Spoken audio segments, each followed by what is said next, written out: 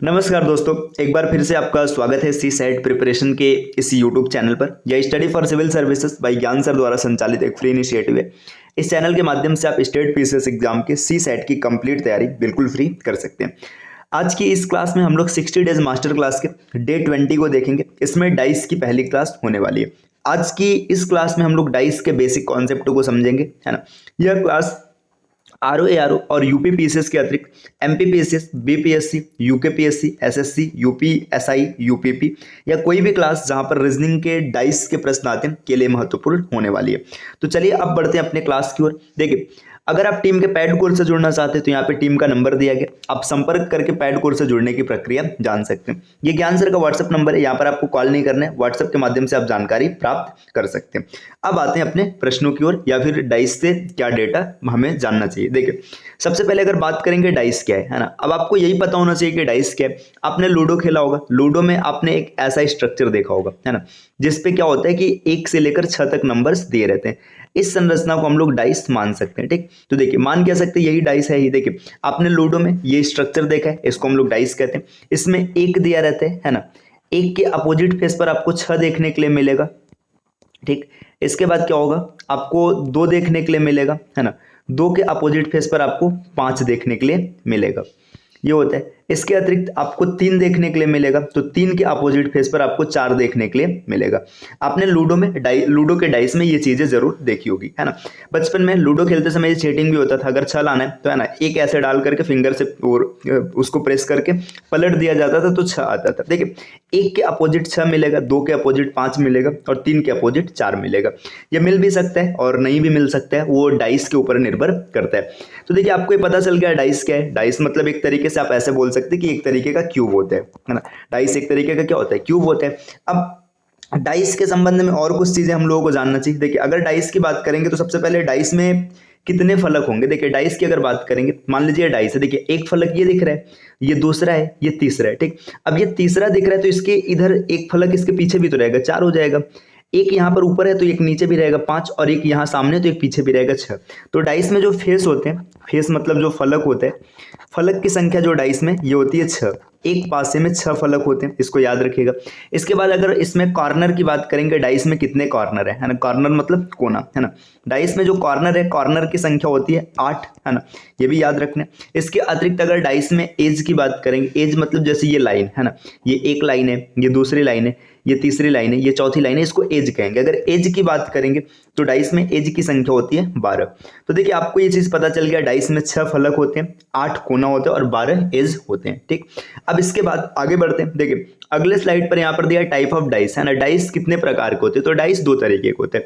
एक होता है स्टैंडर्ड डाइस, है ना, मतलब मानक पासा, मानक पासा, ये इसको स्टैंडर्ड डाइस कहा जाता है। Standard, DERED, standard dice. और दूसरा होता है नॉर्मल पासा, मतलब साधारण पासा, है ना। तो ये 2 चीज आपको याद रखना है, एक सामान्य मतलब नॉर्मल डाइस होता है और एक स्टैंडर्ड डाइस, ये पासा, है ना, यहाँ पर रहता है। देखिए, इसको कहेंगे नॉर्मल डाइस, है ना। अब देखिए, नॉर्मल डाइस और स्टैंडर्ड डाइस में क्या फर्क होता है। जो मानक पासा होता है ना, मानक पासा में 2 अपोजिट फेसेस, अपोजिट फेसेस मतलब एक जैसे अगर आप ऊपर देख रहे हैं तो उसके जस्ट नीचे, है ना, 2 जो अपोजिट फेस है ना, अपोजिट फेस, इसका सम हमेशा कितना होता है, अपोजिट फेस का जो सम होता है ये हमेशा 7 होता है। ये चीज आपको याद रखना है। ठीक, इसके बाद जो साधारण डाइस है, मतलब नॉर्मल पास है, इसमें अपोजिट फेस का सम 7 नहीं होगा, है ना। जो अपोजिट फेस है, तो देखिए स्टैंडर्ड डाइस अगर आप देखेंगे ना, तो इसमें 1 के अपोजिट आपको 6 देखने के लिए मिलेगा। जैसे यहाँ पर अगर 1 है तो इसके अपोजिट में आपको 6 देखने के लिए मिलेगा, तभी इन दोनों का सम कितना होगा, 7 होगा। अगर आपको 2 दिख रहा है तो इसके अपोजिट में आपको 5 देखने के लिए मिलेगा, ये हो जाएगा। अगर इसके बाद मान के चलिए आपको 3 दिख रहा है तो इसके अपोजिट में 4 देखने के लिए मिलेगा। तो ये स्टैंडर्ड डाइस है। 1 और 6 एक साथ आएगा, है ना, मतलब अपोजिट अपोजिट रहेगा। 2 और 5 अपोजिट रहेगा और इसी प्रकार 3 और 4 भी अपोजिट रहेगा।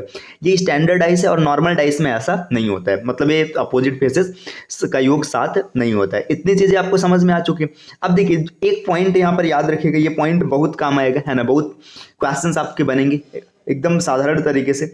कभी भी हम डाइस की बात करेंगे ना, इसके जो अपोजिट फेसेस हैं, ये चीज याद रखिएगा, अपोजिट फेस, है ना, ये न तो एक साथ देखे जा सकते हैं, देखे जा सकते हैं और न ही एक साथ छिपाए जा सकते हैं।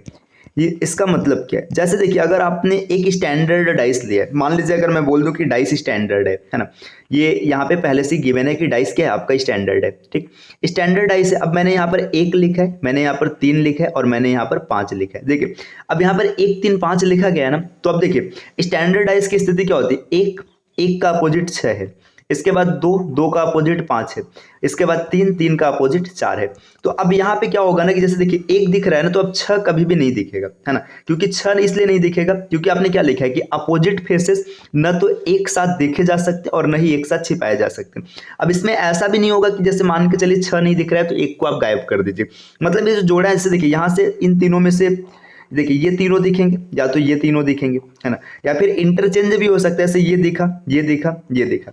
मतलब क्या कहने का मतलब है कि कोई भी ऐसे 2 अपोजिट फेस कभी भी एक साथ छिपकर नहीं रह सकते और न ही एक साथ देखे जा सकते। जैसे मान के चलिए मैंने यहाँ पे बोला कि एक स्टैंडर्ड डाइस है, ठीक, मान लीजिए यहाँ पर मैंने एक डाइस बनाया, मैंने बोला ये स्टैंडर्ड डाइस है, यहाँ पर मैंने लिखा है 2 5 और यहाँ पर लिखा है 4, ठीक। अब देखिए 2 5 4 आपने लिखा है ना, अब अगर आप इसको देखेंगे ना, ये या तो स्टैंडर्ड डाइस नहीं है, पहली बात, और अगर आप बोल रहे हैं कि नहीं ये स्टैंडर्डाइज हम मानेंगे, तब आपका तथ्य गलत है। क्यों गलत है, क्योंकि यहाँ पे देखिए 2 अपोजिट फेसेस एक साथ दिख रहे हैं, है ना, तो स्टैंडर्डाइज जब भी बनेगा, है ना, उसमें कभी भी 2 अपोजिट फेसेस को एक साथ न तो छिपाया जा सकता और न ही दिखाया जा सकता। चलिए अब बढ़ते हैं अगले स्लाइड पर। यहाँ पर देखिए क्या दिया, टाइप्स ऑफ क्वेश्चन। अब डाइस में कितने प्रकार के क्वेश्चन देखने के लिए मिलते हैं। पहला टाइप ये होता है कि 1 डाइस इज गिवन, मतलब आपको 1 डाइस दिया रहेगा, ऐसे यहाँ पर 1 डाइस बना देगा और इससे रिलेटेड कुछ प्रश्न आपसे पूछे जाएंगे, ठीक। 1 डाइस इज गिवन, है ना, एक तरीका ये होता है। दूसरा क्या होता है, जब 2 डाइस इज गिवन, है ना, 2 डाइस ऐसे बने रहेंगे और इससे रिलेटेड प्रश्न आपसे पूछे जाएंगे, ठीक। तो ये चीज हो सकता है। इसके बाद क्या हो सकता है, देखिए यहाँ पे लिखा है more than 2 dice is given. अब क्या होगा कि 2 से ज्यादा डाइस दिया रहेगा, मान लीजिए ऐसे 3 डाइस दिया है, 4 भी दिया जा सकता है, 5 भी दिया जा सकता है, मतलब 2 से ज्यादा डाइस दिया रहेगा और वहां से क्वेश्चन पूछेगा, ठीक। ओपन डाइस, ओपन डाइस का मतलब है डाइस को ऐसे ओपन कर दिया जाएगा, है ना, ये तरीका कुछ भी हो सकता है ना, किसी भी प्रकार से इसको ओपन किया जा सकता है। तो ये ओपन डाइस आपको देखने के लिए मिलेगा, ठीक। इसके बाद क्या होता है, लैंग्वेज बेस्ड क्वेश्चन, मतलब आपको पूरा लैंग्वेज दिया रहेगा और उसके हिसाब से आपको डाइस को टैकल करना पड़ेगा। तो ये 5 तरीके के क्वेश्चन होते हैं जो डाइस में देखने के लिए मिलते हैं। अगर आपने इस 5 तरीके के क्वेश्चन को टैकल कर लिया तो डाइस का कोई भी क्वेश्चन आपको दिक्कत में नहीं डालेगा। तो चलिए हम लोग स्टार्ट करते हैं, है ना। देखिए हम लोग ना सबसे पहले 2 डाइस को पढ़ेंगे, है ना। 2 डाइस को क्यों पढ़ेंगे, इसका फैक्टर भी आपको आगे समझ में आ जाएगा। देखिए अब 2 डाइस जब दिया होता है तो उसमें 3 तरीके के क्वेश्चन बनते हैं। पहला 1 face is common. 1 face is common का मतलब क्या, जैसे देखिए यहाँ पर मैंने एक डाइस बना दिया, है ना। अब इस डाइस में मैंने यहाँ पर मान लीजिए एक नहीं, मैंने 2 डाइस ऐसे बना लिए एक साथ, ठीक। अब यहाँ पर देखिए 1 फेस इज कॉमन का मतलब मैंने यहाँ पे लिखा 1, यहाँ पे लिखा 2, यहाँ पर लिखा 3, ठीक। मैंने लिखा 4, 2 और 5। देखिए यहाँ पर क्या है ना कि देखिए ये 2 और ये 2, 1 फेस ऐसा है जो कॉमन है, ठीक। इसके बाद मान के चलिए क्या हो सकता है, 2 फेस इज कॉमन। देखिए यहाँ पर एक डाइस बना है ना, ये डाइस का एक प्रश्न है, इसमें 2 फेस कॉमन है। जैसे मान लीजिए यहाँ पर लिखा है 1 3 4, यहाँ पर लिखा है 3 1 और 5। देखिए यहाँ पे 2 फेस कॉमन है ना, तो ये परिस्थिति हो सकती है। इसके बाद नो फेस इज कॉमन, कोई भी फेस कॉमन नहीं होने वाला है। जैसे यहाँ पर डाइस बना है 2 डाइस, ठीक। ये 2 डाइस यहाँ पर बना हुआ है और यहाँ पर जैसे अलग अलग नंबर दे रखा है, मान लीजिए इस पर दिया 1 3 5, इस पर दिया 2 4 6, है ना, कोई फेस कॉमन नहीं है। तो इस 3 प्रकार के क्वेश्चंस आपको डाइस से देखने के लिए मिल सकते हैं। तो आज हम लोग स्टार्ट कर रहे हैं सबसे पहले 1 फेस इज कॉमन, है ना। देखिए जब 1 फेस इज कॉमन होता है तब क्या करना होता है। चलिए अब यहाँ से प्रश्नों की श्रृंखला शुरू होती है। देखिए सबसे पहले अब क्वेश्चन के साथ हम लोग समझते हुए चीजों को चलेंगे। पहला क्वेश्चन है ना, देखिए ये 2 डाइस दे रखा है, ठीक।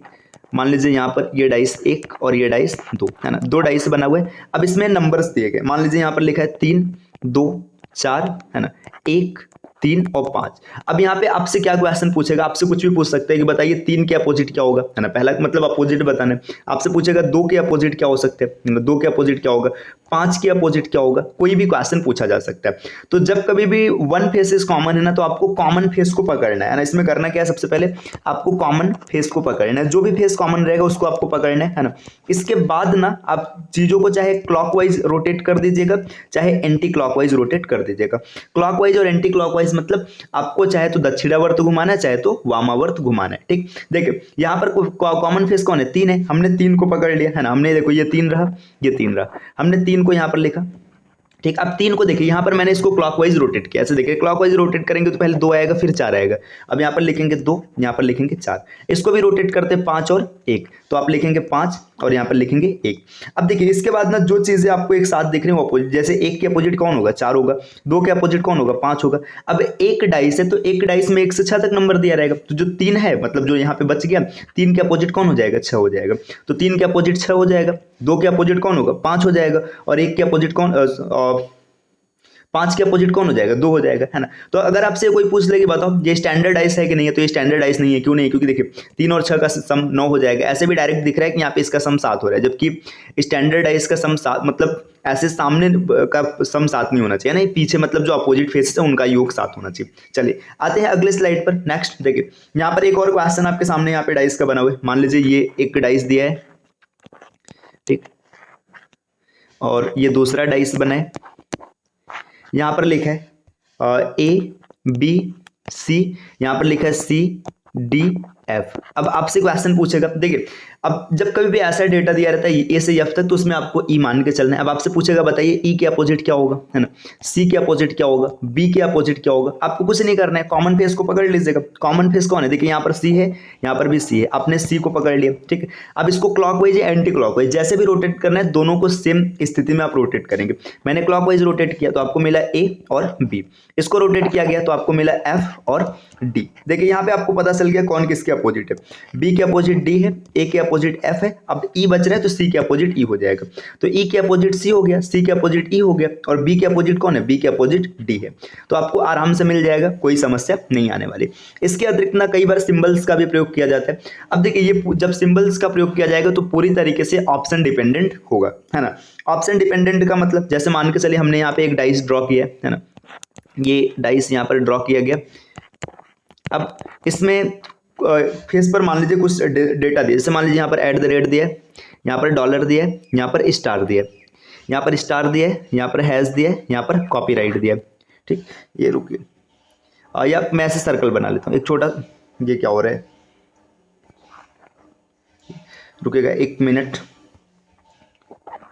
यहाँ पर छोटा सा सर्कल बन गया, ठीक। अब यहाँ पर मैंने आपसे क्वेश्चन पूछ लिया कि बताइए स्टार के अपोजिट क्या होगा, ठीक। स्टार के अपोजिट क्या होगा, मैंने विकल्प दिया है ना। पहला विकल्प है, देखिए पहला विकल्प यहाँ पर हम लोग लिखते हैं कॉपीराइट, ठीक। दूसरा ये विकल्प ए है, विकल्प बी मैंने जो आपको दिया ये मैंने डॉलर दिया है ना। विकल्प सी मैंने जो लिखा है, विकल्प सी मैंने हैश लिखा है, और विकल्प डी मैंने जो लिखा है, विकल्प डी मैंने लिखा है नन ऑफ दिस, है ना, इसमें से कोई नहीं, ठीक। देखिए अब या फिर रुके नन ऑफ दिस को भी हटा लेते हैं, यहाँ पर मैंने आपके सामने लिख दिया है, ठीक है। यहाँ पर हैज बनाना था, यच हो गया, चलिए मैंने हैज को लिख दिया, ठीक है, ये हैज है। अब यहाँ पर आपसे क्वेश्चन पूछेगा बताओ स्टार के अपोजिट कौन है, तो कुछ नहीं करना, पहले स्टार को पकड़िएगा, है ना। स्टार को हमने पकड़ा, देखिए ये रहा, इसको क्लॉकवाइज रोटेट कर दिया गया। तो स्टार को जब आप क्लॉकवाइज रोटेट करेंगे तो आपको मिलेगा स्टार, कॉपीराइट और डॉलर, ये मिला। फिर यहाँ से स्टार को पकड़िएगा, स्टार, हैश, और इसके बाद कौन है, ओ है। अब यहाँ पर देखिए, यहाँ पर इसमें मैंने हैश को 2 बार लिख दिया, क्या, रुकेगा 1 मिनट 1 मिनट। देखिए यहाँ पर मान के चलते हैं इसको ना, ये कॉपीराइट डॉलर, है ना, ये हैश 2 बार आ गया यहाँ पे, मतलब ये इसको स्टार्ट में ना एच लिखा गया था, रुके इसको एक विकल्प को चेंज कर लेते हैं, ठीक। मान के चलेगा अल्फा दिया, ठीक। अब देखिएगा यहाँ पर आपको स्टार के अपोजिट बताना है। देखिए स्टार के अपोजिट बताना है तो आपको क्या पता चलेगा, देखिए डॉलर के अपोजिट ये ओ दिया है, मतलब जो सर्कल है ना। कॉपीराइट के अपोजिट हैज हो जाएगा, है ना। स्टार के अपोजिट कुछ नहीं दिया, तो अब विकल्प के साथ चेक कीजिएगा। देखिए स्टार के अपोजिट पूछा है ना, यहाँ पे पहला कॉपीराइट और हैज अपोजिट है, तो ये तो विकल्प कैंसिल हो जाएगा, है ना। फिर आगे देखिए डॉलर और ओ अपोजिट है, ये भी कैंसिल हो जाएगा। फिर देखिए हैज की बात करेगा तो हैज और कॉपीराइट अपोजिट है, तो इसके बाद जो बचा है अल्फा, यही सही हो जाएगा, है ना। तो ये थोड़ा सा ऑप्शन डिपेंडेंट भी होता है, जैसा ऑप्शन दिया रहेगा वैसा आपका आंसर बनेगा, है ना। एक क्वेश्चन और देख लेते हैं इसका, है ना। देखिए मान के चलिए आपके सामने यहाँ पर 2 डाइस दिए, है ना। एक ये पहला डाइस दिया है, ठीक, और ये दूसरा डाइस दे रखा है, ठीक। इन डाइस पे एनिमल्स के ना, ये डाइस भी ठीक ठाक नहीं बन रहा है अभी, ठीक। चलिए इसमें मान के चलेगा एनिमल्स के नाम लिखे, ठीक, या कोई नंबर मतलब एनिमल्स का नाम लिखते हैं। यहाँ पे लिखा है हाथी, ठीक। यहाँ पर लिखा है बिल्ली, कैट लिख देते हैं, ज़्यादा सुविधाजनक रहेगा, और यहाँ पर लिखा है डॉग, ठीक। इसके बाद देखिए यहाँ पर लिखा है फॉक्स, मतलब लोमड़ी, है ना। यहाँ पर लिखा है कैट, और यहाँ पर लिखा है मान के चलेगा बुफैलो, ठीक। अब इसके बाद देखिए क्या है, आपसे क्वेश्चन पूछेगा कि बताइएगा बुफैलो के अपोजिट कौन है, बुफैलो के अपोजिट कौन है, ये आपका क्वेश्चन है। ठीक, आपको बताना है बुफैलो के अपोजिट कौन है। अब हम विकल्प की बात करेंगे, विकल्प ए, बी, सी और डी। यहाँ पर 4 विकल्प दिए। अब मान के चलिए विकल्प में कुछ चीजें ऐसी दी, यहाँ पे लिखा है कैट, है ना, कैट के बाद यहाँ पर लिखा है डॉग, ठीक है, डॉग के बाद यहाँ पर देखिए लिखा है टाइगर, और टाइगर के बाद आगे लिख रखा है यहाँ पर फॉक्स। ठीक, अब आपको बताना है बुफैलो के अपोजिट कौन होगा। देखिए अब यहाँ पर अगर इसको सेट करेंगे ना तो कैसे सेट होगा, देखिए सबसे पहले आपको कॉमन को पकड़ना है। कॉमन कौन है, कैट, आपने कैट को पकड़ा है ना, कैट को पकड़ करके आपको क्या करना है, किसी एक डायरेक्शन में रोटेट करना है। देखिए यहाँ से हमने कैट को पकड़ा, CAT है ना, CAT, कैट को रोटेट किया गया तो डॉग और एलिफेंट मिला, है ना, यहाँ पर मिला डॉग और यहाँ पर मिला एलिफेंट। ठीक, इसके बाद यहाँ पे क्या करना है, देखो कैट को रोटेट करेंगे तो आपको मिलेगा बुफैलो, ठीक, बुफैलो, और इसके बाद यहाँ पे कौन मिलेगा, मिलेगा फॉक्स। ठीक, देखिए बुफैलो के अपोजिट पूछा है तो यहाँ पे देखिए अब आपको क्या दिख रहा है, देखिए एलिफेंट, जो एलिफेंट और फॉक्स अपोजिट है एक दूसरे के, एलिफेंट और फॉक्स अपोजिट है ना, इसके अतिरिक्त डॉग और बुफैलो अपोजिट है। अब कैट, देखिए कैट का अपोजिट यहाँ पर देखिए इस विकल्प में देखेंगे तो यहाँ पे टाइगर दिया है ना, तो आप कैट के अपोजिट में टाइगर को मान लेंगे। अब जिसका भी पूछेगा आप बता देंगे, है ना, तो यहाँ पे किसका पूछा है, बुफैलो, तो बुफैलो के अपोजिट कौन है, डॉग है, विकल्प भी इसका बिल्कुल सही उत्तर बन जाएगा। तो उम्मीद है कि आपको चीजें समझ में आ रही होंगी, किसी प्रकार की दिक्कत नहीं बनेगी। देखिए वन फेस इज कॉमन आपका क्लियर हो गया। अब बात करते हैं जब टू फेस कॉमन हो। देखिए यहां पर अब हम लोग नए टर्म को समझते हैं, जब when two faces are common, है ना, 2 फेस कॉमन होंगे तब क्या करेंगे। देखिए ये बहुत ही आसान है, कोई बिल्कुल इसमें दिक्कत नहीं आने वाला है। यहां पर मान लीजिए 2 डाइस बना हुए है ना, ये डाइस नंबर 1 है और इसके बाद ये डाइस नंबर 2 है ना, 2 डाइस बना रखा है। अब इसमें कुछ नंबर्स दिए, जैसे मान के चलिए यहाँ पर दे रखा है 1, 3 और 7, माफ कीजिएगा मैं 7 लिख रहा हूँ, 5 है ना, इसके बाद यहाँ पर दिया 3, 1 और 4। अब देखिए इसमें क्या करना है, जो भी कॉमन फेसेस है ना उनको मतलब कैंसिल कर देना है, कैंसिल मतलब उनको छोड़ देना है। देखिए यहाँ पर अगर आप देखेंगे ना, जैसे देखिए ये 1 और 3 है ना, इसको छोड़ देंगे, है ना, 1 और 3 को छोड़ देंगे। इसके बाद जो नंबर बचेगा 5 और 4, ये दोनों एक दूसरे के अपोजिट हो जाएंगे, 5 और 4 अपोजिट हो जाएंगे। अब 1 और 3 की स्थिति क्या बनेगी, 1 और 3 की स्थिति कुछ ऐसा होगा, अब जो नंबर नहीं आया जैसे 2 या 6, अब 1 के अपोजिट या तो 2 होगा या तो 6 होगा, और इसी प्रकार 3 के अपोजिट क्या होगा, या तो 2 होगा या तो 6 होगा। अब ये ऑप्शन पर डिपेंड करेगा कि इसमें कौन किसके अपोजिट मिलेगा, है ना। ये क्लियर है कि 5 के अपोजिट 4 ही मिलेगा, है ना, इन दोनों को हम लोगों ने हटा दिया तो 5 के अपोजिट कौन मिलेगा, 4 मिलेगा, है ना। इसके बाद 1 के अपोजिट 2 और 6 में से कुछ भी हो सकता है, इसी प्रकार 3 के अपोजिट भी 2 और 6 में से कुछ भी हो सकता है। ठीक, 2 फेसेस इज कॉमन का भी आपको पैटर्न समझ में आ रहा है। जैसे मान के चलिए एक डाइस यहाँ पर और दिया है ना, यहाँ पर एक डाइस और बना रखा है ऐसे।